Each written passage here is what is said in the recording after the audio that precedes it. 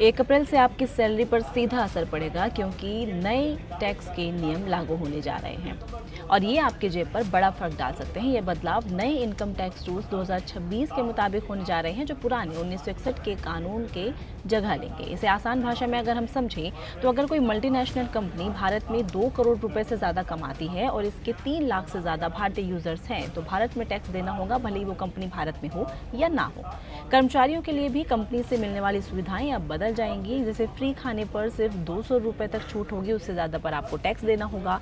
15,000 रुपए से ज़्यादा का गिफ्ट मिला तो टैक्स देना होगा। कंपनी का घर या लोन पर वैल्यू नए तरीके से तय होगी, यानी टैक्स बढ़ सकता है। कंपनी के शेयर्स ऑप्शन पर टैक्स के नियम भी क्लियर हो गए हैं, जिसके बाद लिस्टेड कंपनी में मार्केट प्राइस के अनलिस्टेड एक्सपर्ट वैल्यू से टैक्स लगेगा। ऐसे में स्टार्टअप कर्मचारियों को ध्यान देना पड़ेगा।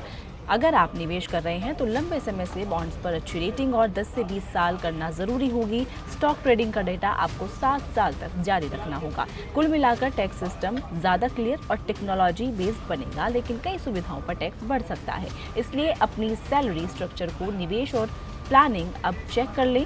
ये बदलाव 1 अप्रैल से लागू होने जा रहा है।